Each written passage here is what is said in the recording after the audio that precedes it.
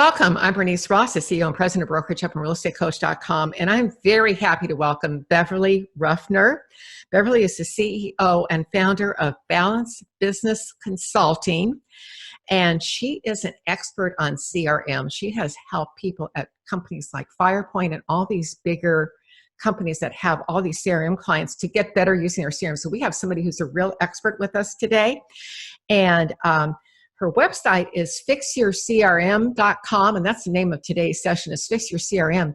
But she has a whole PowerPoint prepared for you. If you go to that landing page, put in your information, you can get the PowerPoint for today. So Beverly, thank you for being with us today. Thank you for having me, Bernice. Gosh, whenever you're saying like what I've done, I think about how that came to be, because the pain of calling leads and that grueling response that you get on the other end of getting hung up on, or, I already purchased and they're like, oh my gosh, the leads are crap. Like all of those struggles that we go through to call leads. I was just thinking about how much has happened in the last years, because I was the one that was afraid to pick up the phone myself, really. Well, I think a lot of people share that, and it's like, gee, with all the AI solutions that are out there right now, can I just have the artificial intelligence? And the answer is no, you got to call and get the appointment. Number one thing in 2020 and going forward in this decade is you've got to get in front of them face to face. That's the number one takeaway. Well, and for me, my pain was greater to not have the clients and have the business than it was to pick up the phone. So I had to overcome that fear myself. Wow. So any tips on how the people that are listening to this can overcome that? Because it's a huge issue. You got to feel the fear and do it anyway. And that's why what I tell all my clients, it is a genuine, real fear, but it's okay, because we're going into the unknown. And again, your fear of not having the business and not meeting your goals has to be far greater than picking up that phone. You just got to get over it. Well, that's the whole thing, is when the pain, you've got to get past which pain is greater, and you can decide. And not having the money that you need if your kids get sick or something else happens, or for retirement, it's what's the saying? You do what people are unwilling to do now to do what they can't do later, or something like that. I can't remember the exact saying. So let's begin by, one of the first things that you talk about in that PowerPoint is the difference between being systems dependent versus people dependent. Mm-hmm. What do you mean by that? Wow. When you have a great employee and your employee is doing everything for you because you've been so great at delegating a situation, or you've been so great at delegating certain things, are you dependent on that employee? If they were to leave you today, can you replace that? Can you replace that position in your company because you had great systems? Or are you dependent on that person? Because if you have great systems that are duplicatable, you can replace the people. So it's so important to have the systems in place. Well, one of the things you bring up here when you talk about systems is, and I know people get overwhelmed with this, is that one of the ways, and this is true if you're bringing on a new team member, or if you're bringing on an admin, or if you bring on someone to work with your CRM, is that you go through the steps as, take, a day when you're documenting the steps and write them down, and then you've got something to work from. And, I think about the woman who runs my company. I'd shoot myself, if something happened to her, because she does so much for us. But we also have a tremendous number of systems, and she's documented, those. So that's, that's the good news. Now, what makes a database so important for those of us in the real estate industry? I think, I want to think that most people have a database, but or CRM. You've been out there in the field. What percentage, if you had to just best guesstimate, actually does have a working CRM that they use? Now, that's a loaded question, because when you say working CRM, they all work. Okay. They all work. The better question is how many are working them, right? Okay, how many people are working the CRMs then? I like that question. And then you can break that question even down into, are they working it efficiently, or are they just working it to say they're working it? Because the reality is, when you look at a database, in our industry, in the service industry, we don't have inventory. So people are doing business with us because of who we are. So at the end of the day, when we want to step out of real estate, when we want to retire from real estate, what do we have that's tangible to hand down, to sell? We don't have inventory. All we have is the database. So that is the value in a service industry to the company. Now you can have that value, you can have the database, but to take that a step further, when you're looking at, you've generated leads that had an interest in real estate, great. You have a glorified phone book, right? Because they were interested in real estate, so they have one common denominator. But if you take that and break it down into, why were they interested in looking at homes? Are they sellers? Are they buyers? Have you talked to them? If you talk to them, what is their situation? How do you follow up? When do you follow up? When are they going to need? Are they going to need your services? So there's a big picture of that value add to the company, to any company that has a dashboard. Well, I think that's a huge takeaway, because that's, and if some people think, oh, well, I'm new in the business. Well, when you start your business, you always have to be thinking about, what if I have to move, or if I have to sell it, or I become ill. Absolutely. And having a CRM that you have worked, that you've got data on, you can show where the leads come from. You've got something that's saleable. If you don't, you probably don't. Exactly. So let's go on to discuss what can make my database more valuable. So one of the questions you asked on the PowerPoint is, what does your CRM look like? I thought, okay. I love that. When I'm in a big crowd, and I'm like, what does your CRM look like? You get the eye roll. You get the picture of wise agent, or one of these other ones. Well, because everybody knows, right? When they hear my topic and I say, what's your CRM look like? And they're like, oh, because they know, most of them, and Bernice, I've been doing this long enough, and I've been in enough dashboards that they're usually a mess. And when I say a mess, there's just no organization. It's the leads come in, and face it, we're real estate agents. We have that microwave mentality. We're always fast-paced moving. We're never sitting at our computer. So we have a conversation with a lead, and then they just end up getting lost in what I call the sauce, right? They're just sitting in the dashboard. And then you get this, like, this home goes on the market. And you're like, I had this conversation with this lady a week ago. And then you spend an hour trying to find her in your database. So, you just brought up a great point. So when, what you're talking about doing is segmenting your database. So how do you suggest that we slice and dice it?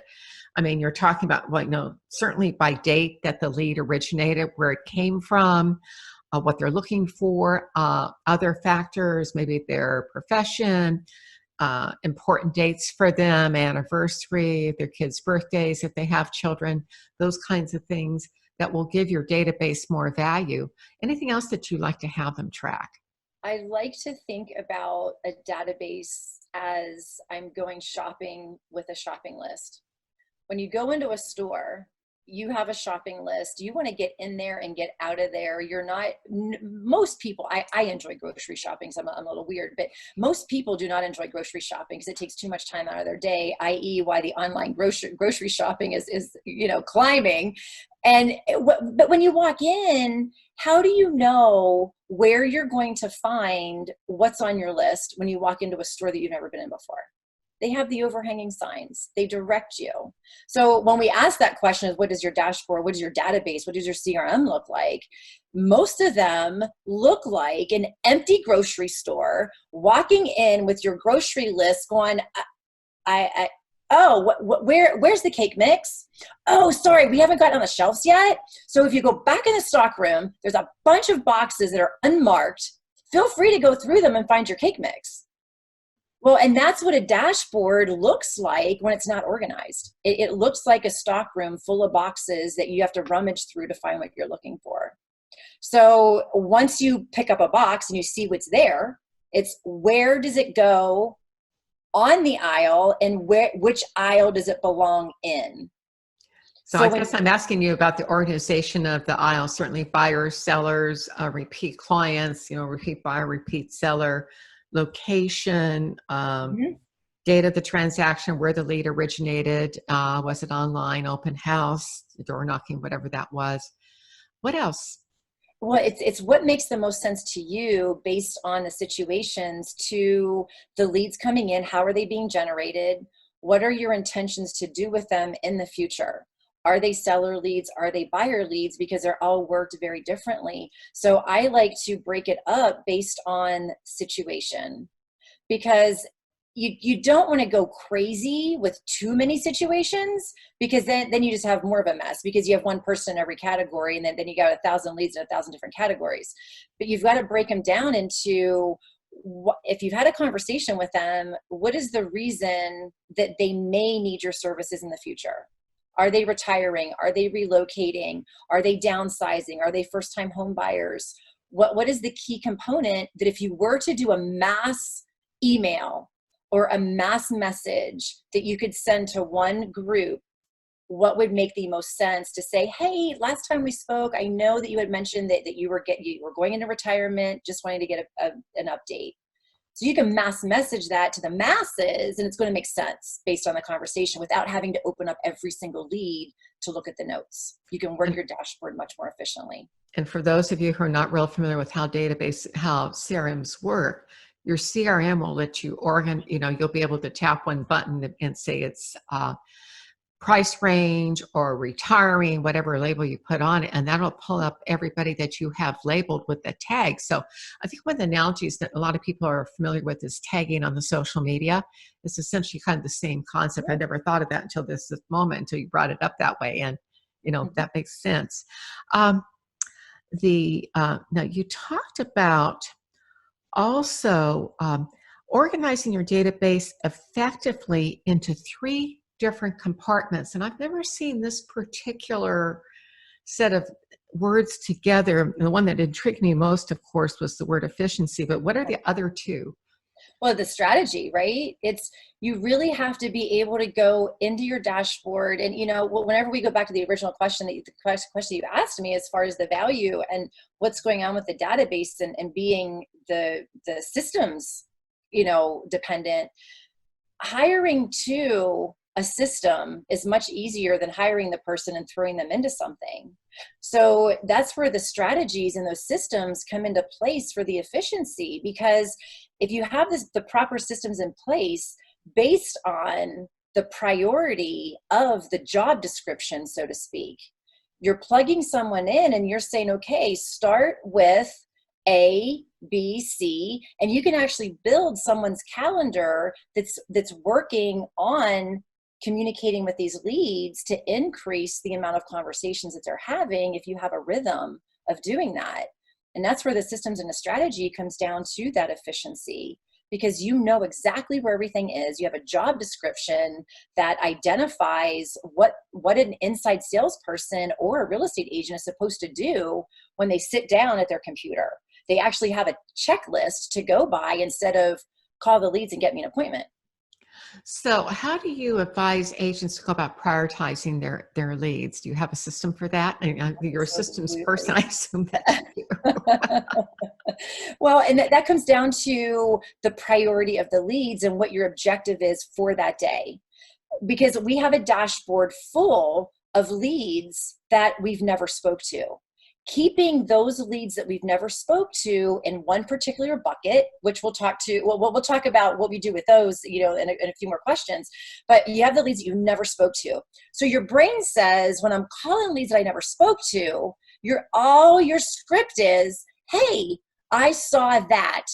And however the lead was acquired is what you're going to project to them. So you don't have to think about, I have to find out where they are in the process, period.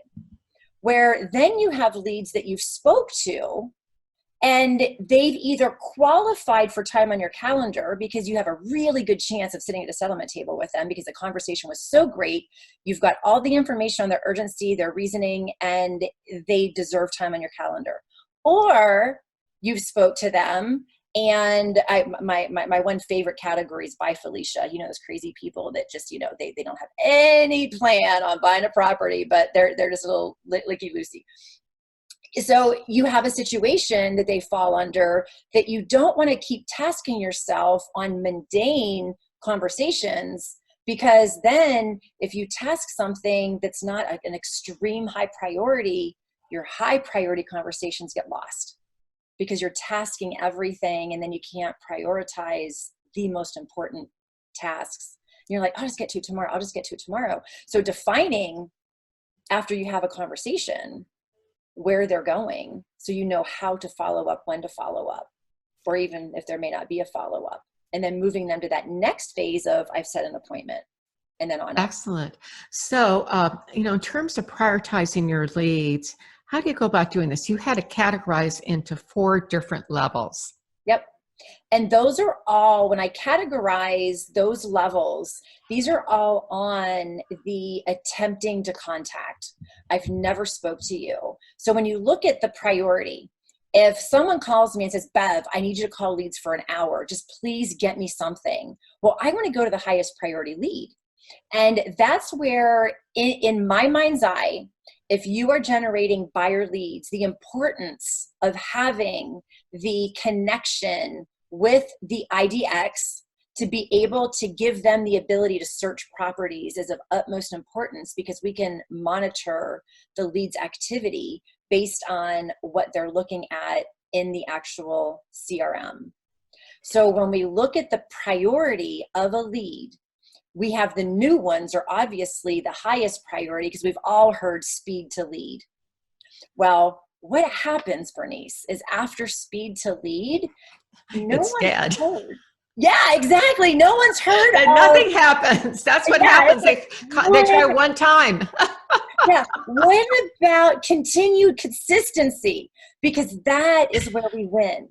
That is where we win. And I always say you only have to be a little bit better than the agents in your marketplace, because if you're paying for leads, those leads, yes, they're in your dashboard, you own them, but they're also in other agents' dashboards that are in your market. You just got to be a little bit better. Maybe 2 phone call attempts, maybe 2 text messages attempts.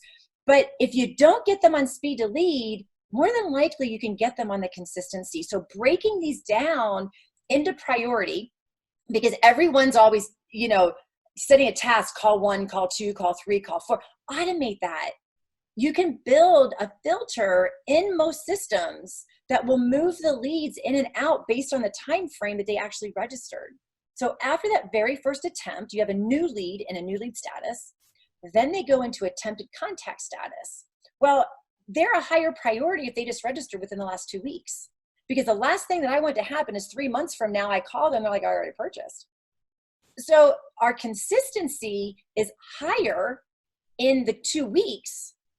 And then that consistency is going to fall off a slight bit after 2 weeks. Because if I have 3, 4, 5 phone calls into you and you haven't answered the phone, well, I'm not going to keep calling because I have new leads coming in. I got to keep moving them through. Mm-hmm. So the first is new. The second is they've registered in the last 2 weeks.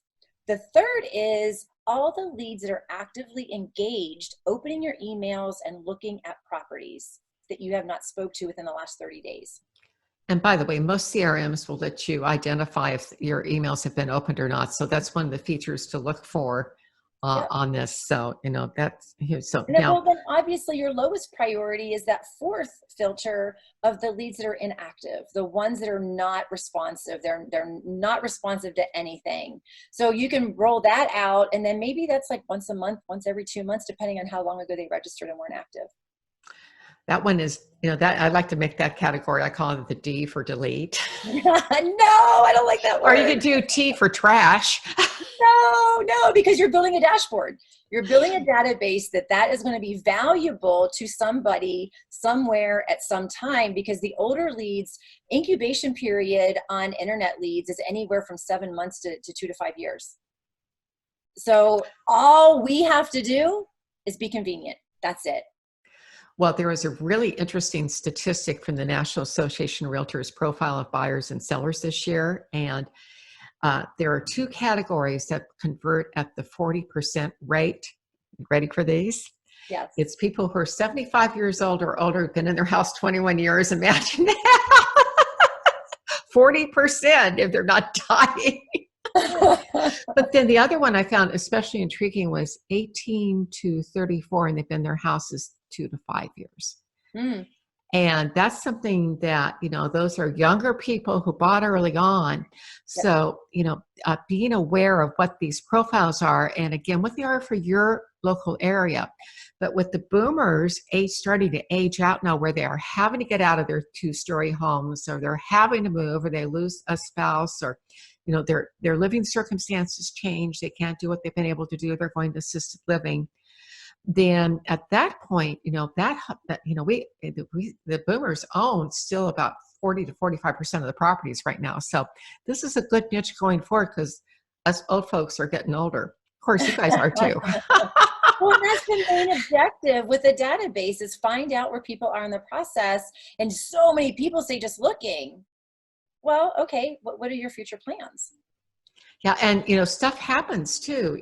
I would have bet that my mother-in-law was never going to leave the house that she built, and within 3 weeks of the time that her second husband died, she was ready to move out on and go live with her son in Colorado. So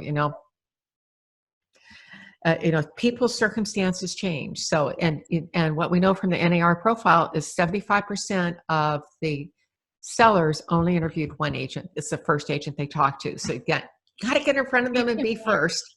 Be inconvenient, and that, unfortunately, in the technology phase that we're in, loyalty has taken such a back seat to how they choose an agent.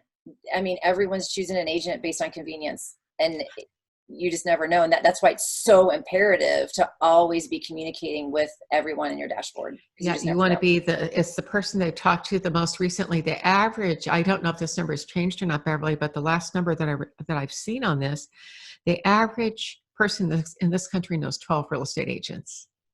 Wow. Yeah, I mean, that's a lot of competition. That's so crazy. It's whoever's top of mind. Yeah.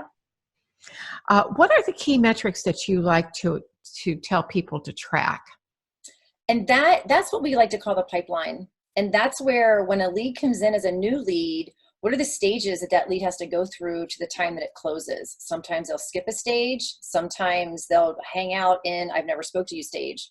So what are those defined things that have to happen? They're new, they're attempting contact, they're contacted, appointment set, showing, or you're a listing appointment, right? And then under contract, and then sold. So when closed. Closed, yeah. So yes, the most important thing is closed. Yes. So when you're moving your leads through there, then you can track your own numbers for where you're at in your year and your conversion and how you're doing. And, it's easy to find your leads when you go, okay, who am I showing? Because I know in my day when I was in the field, you would show properties to somebody and they would ghost on you. I don't know if that still happens today. I know that it does, but they ghost on you and you can't get a hold of them. So they're still sitting in a showing category. But whenever you know that you have a hub of people in a certain category, you know where your weaknesses are and what you really need to work on. Is it something that's happening within your market? Are you setting appointments with unrealistic buyers? Why aren't you getting the showing into under contract? Number one, make sure that they get pre-qualified or pre-approved. That's the greatest screening device in the world, because it just, they're willing to go through the loan process, which is pull your hair out time. Yes. So you have what do you advise agents in terms of how to cope with objections? Some people like scripts. You have a different approach. I think is really a good one. It's all about asking questions, because, today with the way the phones ring, if you see a number on your phone that you don't recognize, people aren't answering it. And when they do, they're defensive because they don't want to be sold to. And the only reason we get objections is because they don't want to be sold to. So you have to remove that piece. You have seconds for them to determine if they're going to continue the conversation or not. It's so imperative, that opening line, to know, where did this lead come from? And I'm going to hit that objection up front before it even becomes an objection. So I don't tell the website name. I don't tell the realtor name. I don't tell the company name. It's just, hey, Bernice, this is Beverly. I saw that you were looking at homes on Facebook. You clicked on a Facebook ad. I saw that you were Googling homes here. I saw that you asked for this home evaluation. I go to exactly how you know the lead came in, and you're going to have a better time. And the biggest thing is, don't say, hi, is Bernice there? that is a little antiquated, right? Like 95% of all your phone numbers you get are cell phones. If you're asking them if Bernice is there, click. I hadn't thought about that. Yeah, it's like, hey, Bernice. Yeah. I think I'm hoping most people have just shifted to, hey, Bernice, or, whatever. Yeah. What are some of the strategies that you recommend for lead follow-up? Any systems or anything that you like to recommend? It's that consistency. It used to be back in the day, it was the land, air, and what was it? Land, sea, and air. Well, today it's text, email, phone. And, you made a great point earlier about the automation. There's so much automation today that everyone really hopes that it's removed the physical phone call. But I don't care what kind of technology phase we get into in our world, people still like to have that one-on-one connection, and nothing replaces a conversation, a real conversation. And it's so important to have that consistency of, if they registered in within 2 weeks, they should have a minimum of 6 calls, 3-4 text messages, and a few emails. You need that consistency to find out what is their favored form of communication.